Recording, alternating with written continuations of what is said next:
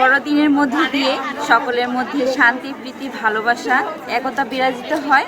আর এই ভালোবাসা আমরা প্রত্যেকে একে অপরকে বিলিয়ে দেই, যাতে করে আমরা সকলকে ভালোবাসতে পারি, শান্তিতে সকলে বসবাস করতে পারি। ছোট্ট যীশু খ্রিস্টের কাছে আমরা প্রার্থনা করি যেন আমরা শান্তিতে বসবাস করতে পারি।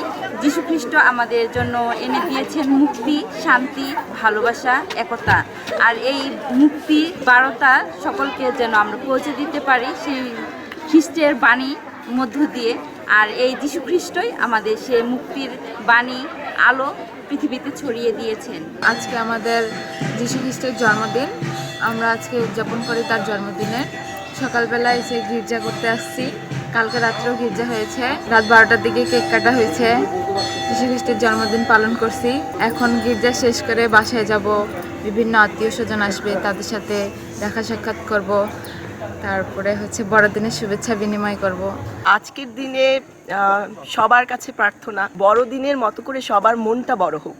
আমাদের মনের দৈন্যতা, আমাদের মনের সংকীর্ণতা সব মুছে যাক। সকল জাতি ধর্ম নির্বিশেষে আমরা সাম্প্রদায়িক সম্প্রীতিতে সবাই ঐক্যবদ্ধ হই, এটাই বড়দিনের প্রার্থনা। আমরা বিশ্বাস করি 25শে ডিসেম্বর আমাদের প্রভু যীশু খ্রিস্টের জন্মদিন, আর এই জন্মদিনটাকে আমরা খুবই বড়ভাবে পালন করে থাকি। আমরা সাজগুজ, আশাক পোশাকের দিক দিয়ে, সব কিছুর দিক দিয়ে আজকের দিনটাকে অন্যরকম সাজি।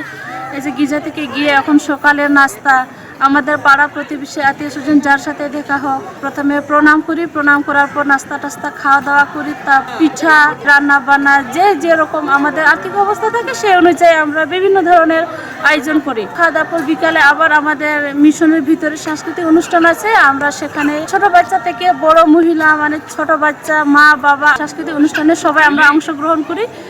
এভাবে আমরা অনেকভাবে আজকের দিনটাকে উপলব্ধি করি।